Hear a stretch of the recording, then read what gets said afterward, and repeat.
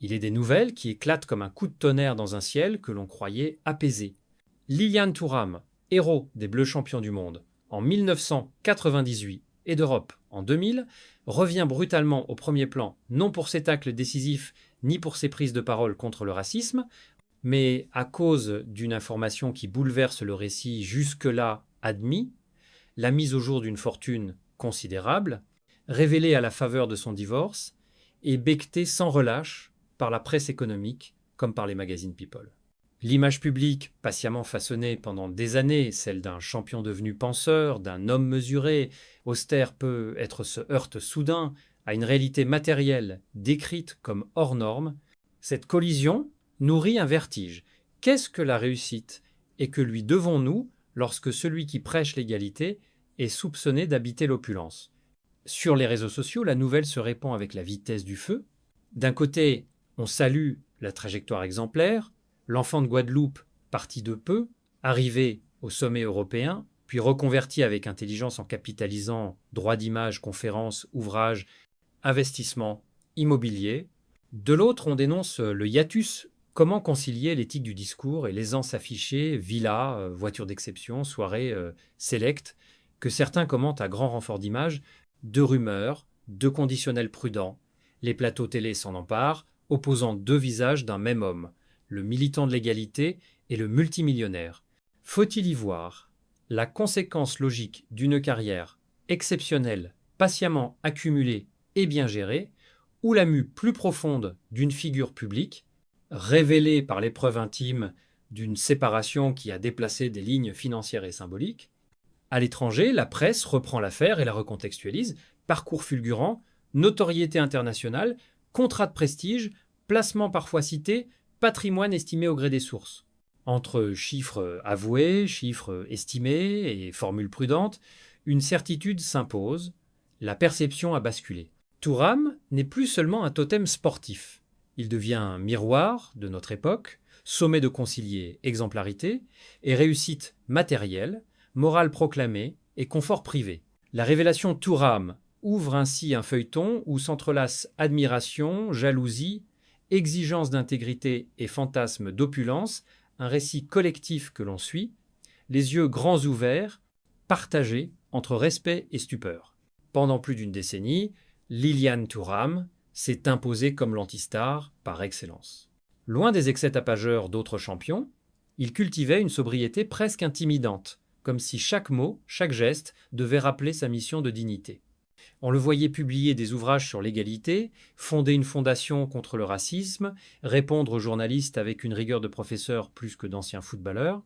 Aux yeux du public, il incarnait une figure rare, celle du sportif devenu penseur, du champion ayant troqué les crampons pour les livres et les tribunes intellectuelles.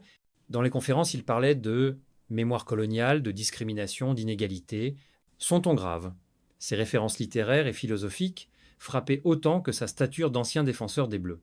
Il semblait alors appartenir à une catégorie singulière d'athlètes, celle de ceux qui, une fois le stade quitté, cherchent à élever la conscience collective. Cet habit de sérieux, presque austère, est devenu son armure. Les médias saluaient sa retenue, sa capacité à se tenir loin du bling-bling. Ses rares apparitions publiques semblaient calculées, toujours au service d'un message politique ou humaniste. Pourtant, derrière cette image de moine soldat du social, les chiffres circulaient déjà dans les cercles financiers et sportifs. Car l'argent, lui, n'a jamais cessé de s'accumuler, silencieusement. Ses contrats dans les plus grands clubs d'Europe, ses primes internationales, ses droits d'image, tout cela formait un capital colossal que personne ne pouvait ignorer éternellement. La révélation récente agit alors comme un miroir brutal. Elle dévoile un visage que Thuram n'avait jamais montré, celui d'un multimillionnaire dont la fortune surprend, dérange et fascine à la fois. L'homme qui avait fait profession de parler d'égalité se retrouve pris dans une contradiction criante. L'austérité affichée masquait une opulence soigneusement tenue dans l'ombre. Il y a des moments charnières dans une vie qui bouleversent non seulement l'intime, mais aussi l'image publique. Pour Lilian Thuram, ce fut son divorce avec Karine Guy, journaliste respectée et femme admirée du grand public. La séparation, vécue dans la douleur, n'a pas seulement marqué la fin d'un chapitre personnel, elle a agi comme un déclencheur brutal, propulsant dans la lumière ce qui, jusque-là, demeurait discret, l'étendue réelle de sa fortune. Les accords financiers conclus à cette occasion ont servi de révélateurs. Ce que l'on soupçonnait, sans jamais le mesurer, est apparu au grand jour, un patrimoine considérable, consolidé au fil d'une carrière exceptionnelle et d'investissements savamment orchestrés. Dans la presse, l'affaire a pris immédiatement des proportions inattendues. Les colonnes économiques, d'habitude éloignées des pages sportives, se sont empressées de détailler les chiffres, les estimations, les villas et les contrats. De l'autre côté, les magazines People se sont emparés de la dimension émotionnelle, le champion brisé par une séparation, mais qui, paradoxalement, en ressort plus riche et plus flamboyant que jamais. La contradiction nourrissait déjà les titres, un divorce qui enrichit, la fin d'un couple, le début d'un empire. Pour Thuram, ce basculement a représenté un double choc. Intimement, il devait faire face à l'épreuve d'une rupture sentimentale. Publiquement, il voyait son image basculer dans une zone trouble où l'on scrutait désormais son compte bancaire autant que ses paroles. Était-il encore l'intellectuel austère qui écrivait sur l'égalité, ou bien devenait-il l'archétype du sportif reconverti en magnat, multipliant contrats et placements avec une efficacité redoutable? Le divorce n'a pas seulement mis en évidence l'ampleur de sa richesse, il a modifié la perception collective de son identité. Aux yeux de beaucoup, Thuram n'était plus seulement l'homme de principe, mais un symbole paradoxal, celui qui, en perdant une union, avait gagné une visibilité financière décuplée. La vie intime et l'héritage matériel s'entremêlaient désormais, dans un récit que les médias et l'opinion publique allaient continuer d'alimenter sans relâche. Derrière les projecteurs braqués sur sa vie privée, un constat s'impose: la fortune de Liliane Thuram n'est pas le fruit du hasard, mais celui d'une mécanique savamment orchestrée. Depuis ses débuts professionnels, il a accumulé des salaires vertigineux, à Monaco, à Parme, puis à la Juventus de Turin et enfin au FC Barcelone. Chaque saison lui rapportait entre 4 et 5 millions d'euros. À cela se sont ajoutées les primes mirobolantes liées à ses exploits internationaux, comme la Coupe du Monde 1998 ou l'Euro 2000, qui lui ont permis d'engranger plusieurs centaines de milliers d'euros supplémentaires à chaque titre. Mais ces revenus sportifs, aussi impressionnants soient-ils, ne suffisent pas à expliquer le patrimoine actuel estimé entre 45 et 50 millions d'euros. Thuram a eu l'intelligence de transformer ses gains en levier de croissance. Ces droits d'image, négociés avec rigueur, ont constitué une source de revenus continue bien après la fin de sa carrière. Ses ouvrages et conférences sur l'égalité, en plus d'alimenter son aura intellectuelle, lui rapportaient aussi des royalties conséquentes. Plus encore, ses investissements immobiliers se sont révélés d'une rare clairvoyance. Un hôtel particulier dans le 16, arrondissement de Paris, une villa spectaculaire sur la Côte d'Azur, une maison familiale en Guadeloupe, chacune de ses propriétés, voyant sa valeur croître avec le temps. À cela s'ajoutent des placements financiers diversifiés et des contrats publicitaires conclus avec des marques prestigieuses, dans la mode comme dans l'horlogerie. Les sponsors, séduits par son image d'ancien champion charismatique et d'intellectuel engagé, n'ont cessé de renforcer ses comptes. Cette architecture financière, patiemment bâtie, repose sur une règle simple mais efficace: multiplier les sources de revenus, sécuriser le capital et l'investir dans des actifs durables. Ce qui frappe, c'est pas seulement l'ampleur des sommes, mais la cohérence d'un parcours où chaque étape, du terrain de football au colloque universitaire, a contribué à alimenter une fortune colossale. Derrière la légende sportive, Thuram s'est révélé être aussi un stratège économique, transformant ses victoires en un empire à la fois solide et flamboyant. Là où, jadis, Liliane Thuram incarnait une certaine idée de la retenue, son quotidien post-divorce semble raconter une toute autre histoire. Ses résidences témoignent déjà de ce basculement. Un hôtel particulier de près de 8 millions d'euros dans le 6, arrondissement de Paris, décoré par des designers italiens et abritant une cave à vin exceptionnelle, une villa spectaculaire sur la Côte d'Azur, estimée à 12 millions, avec piscine à débordement et vue imprenable sur la Méditerranée, et, plus discrète mais non moins symbolique, une maison en Guadeloupe de près de 3 millions d'euros, rappel de ses racines. Mais le luxe ne s'arrête pas au mur de ses demeures. Son garage privé est devenue une véritable collection de prestige. Ferrari, Porsche, Bentley et même une Bugatti Chiron avoisinant les 3 millions d'euros. La valeur cumulée de ces bolides dépasserait les 5 millions, un chiffre qui nourrit la fascination autant que l'indignation. Certains témoins affirment que, libéré d'un mariage jugé contraignant, Thouram s'est ouvert à une existence plus flamboyante. Il n'hésite plus à exhiber ses voitures dans les rues de Monaco ou à organiser des soirées fastueuses où se croisent mannequins, acteurs et hommes d'affaires. Les médias People relatent des fêtes privées dans ces villas ou dans des hôtels exclusifs, où le champagne millésimé coule à flot, où les DJ renommés électrisent des invités triés sur le volet. Des sources évoquent des soirées coûtant plus de 200 000 euros, rien qu'en logistique. Ces scènes nourrissent le contraste. L'homme qui dénonçait hier les inégalités sociales semble désormais incarner l'excès même qu'il critiquait. Ce train de vie ostentatoire, loin de passer inaperçu, participe à une transformation d'image. Aux yeux de ses admirateurs, il récolte simplement les fruits d'une carrière exemplaire. Pour ses détracteurs, il devient le symbole d'une déconnexion avec ses propres valeurs. Quoi qu'il en soit, l'opulence est devenue partie intégrante de son récit public, brouillant davantage la frontière entre le penseur engagé et le magnat flamboyant. C'est ici que se joue la contradiction la plus criante. Liliane Thuram, pendant des années, a incarné l'exemple rare d'un champion prêt à dépasser sa gloire sportive pour se consacrer à un combat plus grand que lui, l'égalité, la mémoire coloniale, la dignité humaine. Ses ouvrages, ses conférences, sa fondation contre le racisme ont fait de lui une voix incontournable, écoutée bien au-delà des terrains de football. Dans l'opinion publique, il apparaissait comme l'antithèse du sportif frivole, préférant l'analyse à l'excès, le débat à la mondanité. Mais aujourd'hui, la révélation de son immense fortune et de son mode de vie fastueux fait naître un malaise. Comment concilier ces discours sur la justice sociale avec des images de villas à plusieurs millions, de Ferrari rutilantes et de fêtes privées sur la Côte d'Azur?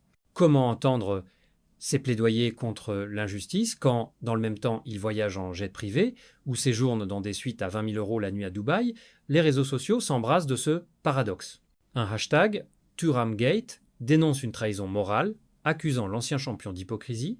En miroir, Respect Thuram rappelle son parcours d'enfant de Guadeloupe, devenu champion du monde, défendant son droit à profiter d'une richesse gagnée à la sueur de son front.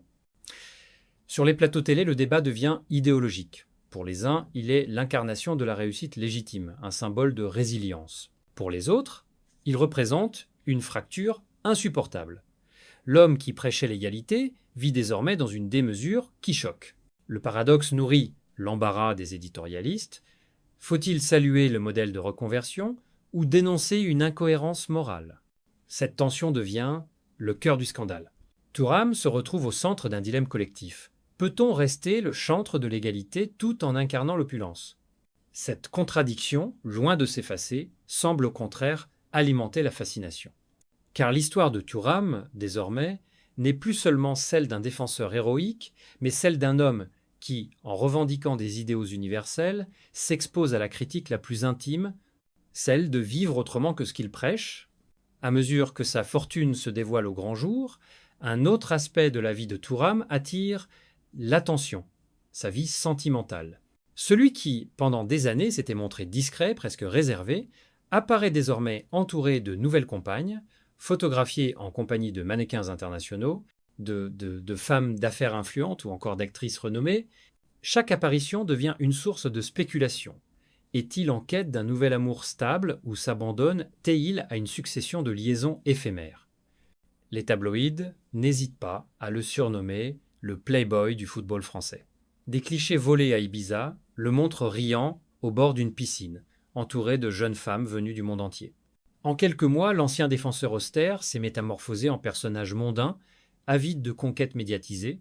Les journaux People évoquent une deuxième jeunesse sentimentale, tandis que ses proches confient qu'il semble libéré d'un mariage qui ne l'avait jamais pleinement épanoui. Pour certains, cette liberté retrouvée est le signe d'un homme enfin heureux, débarrassé des contraintes et prêt à vivre selon ses envies.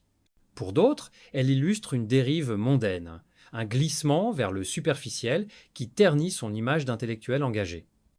Les soirées où il apparaît avec de nouvelles compagnes deviennent des événements scrutés avec fébrilité, chaque sourire interprété comme la preuve d'une nouvelle idylle. Cette effervescence sentimentale s'entrelace avec la révélation de sa fortune, créant un récit romanesque qui fascine l'opinion publique. Thuram n'est plus seulement l'ex-champion et le militant, il devient le protagoniste d'un feuilleton où luxe, passion et scandale s'entremêlent. Ces relations, qu'elles soient réelles ou fantasmées par la presse, contribuent à alimenter une image de renaissance hédoniste, contrastant violemment avec la figure sérieuse qu'il incarnait autrefois. Dans ce tourbillon, l'homme de principe semble s'effacer derrière un personnage mondain, séduisant, mais controversé, dont chaque pas est commenté, amplifié, déformé. De Paris à Monaco, de Dubaï à New York, Liliane Thuram semble désormais mener l'existence d'un véritable globe-trotter du luxe.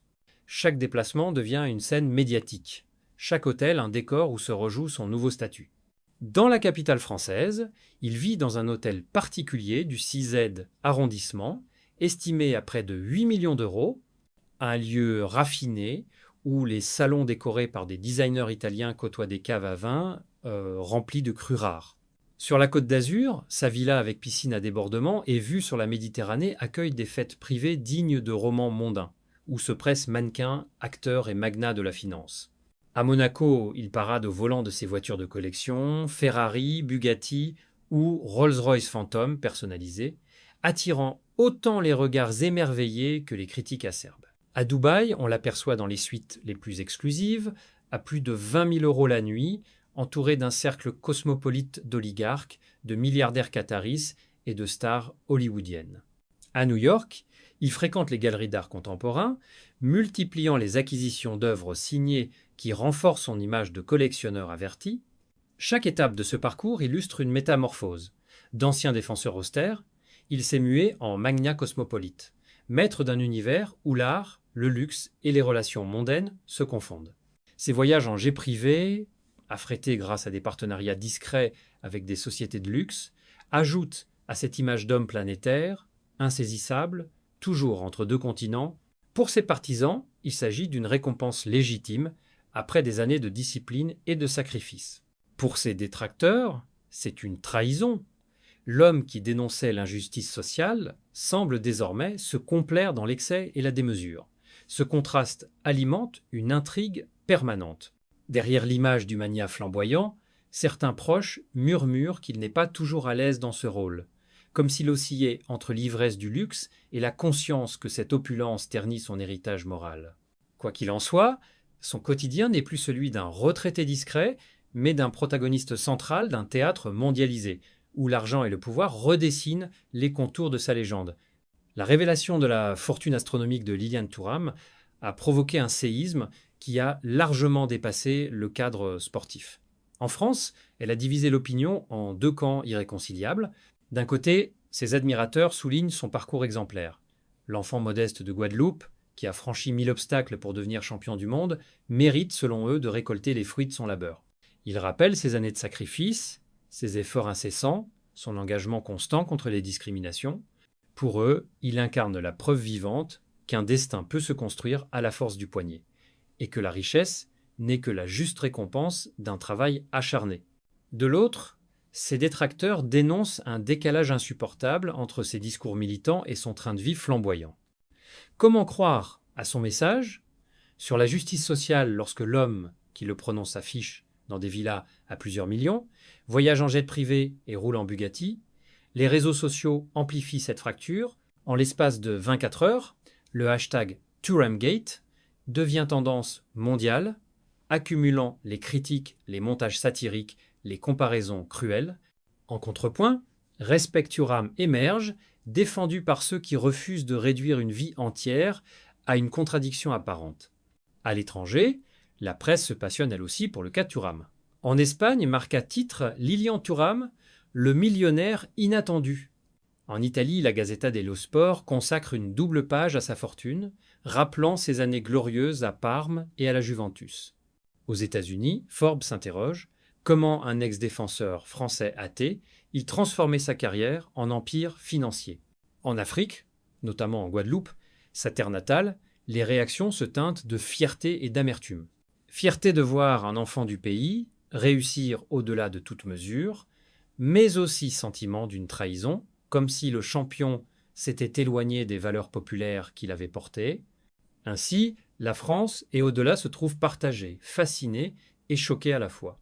Thuram, bien malgré lui, devient un miroir des contradictions contemporaines, l'aspiration à l'égalité d'un côté, l'attrait irrésistible du luxe de l'autre. L'image de Liliane Thuram, aujourd'hui, est traversée par une dualité profonde qui la rend à la fois fascinante et fragile. D'un côté, subsiste le souvenir glorieux, le défenseur héroïque de 1980 d'Ixuy, l'homme de principe qui a fait de son engagement contre le racisme et pour l'égalité une mission publique, respecté pour sa rigueur morale et son sérieux intellectuel. Cette part de lui continue de résonner dans la mémoire collective, comme une trace indélébile d'un champion qui a su dépasser son rôle sportif pour embrasser une cause universelle. De l'autre côté, la réalité actuelle s'impose avec fracas. Des villas spectaculaires, une collection de voitures de luxe, des voyages incessants en jet privé, des fêtes privées qui font la une des tabloïds, et une fortune estimée entre 50 et 60 millions d'euros. Cette opulence, loin de passer inaperçue, modifie radicalement la perception de l'homme.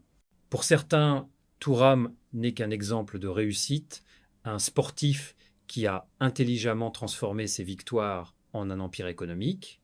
Pour d'autres, il est devenu le symbole d'une contradiction insupportable, prêchant l'égalité tout en incarnant la démesure. Ce contraste alimente un héritage en tension, car, au-delà des chiffres et des scandales, il reste une question centrale. Comment se souviendra T-on de Liliane Thuram? Comme du héros des Bleus, modèle de résilience et de discipline, ou comme d'un multimillionnaire controversé, happé par le luxe et les excès, peut être les deux à la fois, car c'est justement cette complexité, cette ambivalence qui nourrit la fascination. Dans une époque avide de récits contradictoires, Thuram devient un miroir des paradoxes de notre société. L'admiration pour la réussite individuelle et la suspicion vis-à-vis de l'opulence. Son héritage restera donc double, inscrit dans la mémoire collective comme l'histoire d'un homme partagé entre grandeur et polémique, entre humilité proclamée et fortune affichée. Une saga qui, quoi qu'on en pense, ne laisse personne indifférent. L'histoire récente de Liliane Thuram illustre à la perfection la complexité des destins modernes, où la gloire sportive, l'engagement moral et l'opulence financière se superposent pour composer un portrait paradoxal. Champion du monde en 1998, champion d'Europe en 2000, Thuram avait su s'imposer non seulement comme un défenseur intraitable, mais aussi comme un intellectuel engagé, militant pour l'égalité et fondateur d'une fondation contre le racisme. Pendant longtemps, il a incarné l'image rare du sportif devenu penseur, préférant les colloques aux soirées mondaines, les livres au scandale. Mais son divorce avec la journaliste Karine Guy a marqué un tournant décisif. Cette séparation douloureuse a agi comme un révélateur brutal. Soudain, sa fortune immense est apparue au grand jour, estimée à près de 50 millions d'euros, villa somptueuse à Paris, sur la Côte d'Azur et en Guadeloupe, collection de voitures de luxe, voyage en jet privé, soirée fastueuse. Le contraste avec son image austère a frappé de stupeur l'opinion publique. Les réseaux sociaux se sont divisés entre Respect Thuram et Thuram Gate, oscillant entre admiration pour son parcours et indignation face à ce qu'on perçoit comme une trahison de ses idéaux. À l'étranger, la presse s'est emparée du cas, le décrivant tantôt comme un millionnaire inattendu, tantôt comme un exemple de reconversion réussie. Pourtant, au-delà des chiffres, c'est l'ambivalence de l'homme qui fascine. Héros populaire d'hier, magnat cosmopolite d'aujourd'hui, il incarne à la fois la grandeur et la contradiction. L'héritage qu'il laisse est donc en tension. Figure admirée pour ses combats, critiquée pour ses excès, Thuram reflète le dilemme de notre temps, celui d'une société qui célèbre la réussite tout en redoutant la démesure.